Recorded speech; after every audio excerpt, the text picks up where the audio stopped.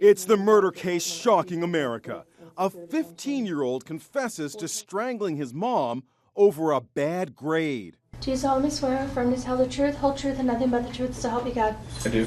Greg Ramos wore a blank expression in court as he was arraigned for first-degree murder. Here's Megan Alexander. Police say Greg Ramos and his mother got into a terrible argument when he came home with a D in school. Around midnight, he allegedly sneaked into his mom's room and strangled her. Then he went to get a wheelbarrow to bring the body out of the house.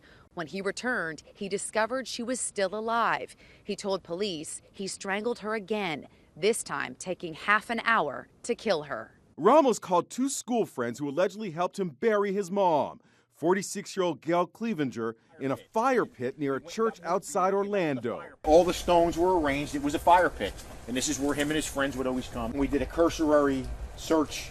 Unfortunately, her foot was protruding after digging down maybe 8 or 10 inches. That's not really a big place to where he put his mom.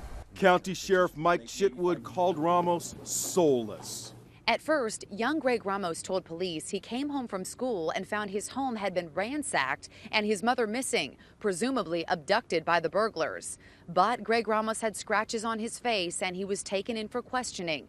Pretty soon, his story fell apart. It was very boom, boom, boom, boom, boom. Normally you figure there's a point in time where somebody's going to break down or there's going to be some type of emotional. There was no emotional, nothing. There was nothing at all like that. Criminologist Dr. Casey Jordan. These kids, very often we don't see the signs because they are showing no emotions at all. They are what we simply call flatline. They don't show any empathy, any sympathy, any remorse, any guilt.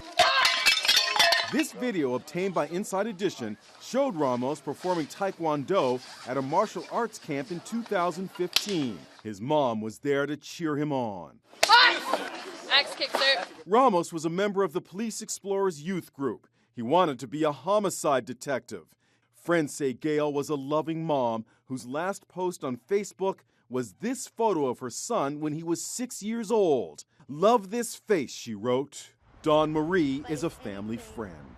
The little boy that I knew from a young age was brought up in a loving home with loving parents, and he's not the monster they're saying he is.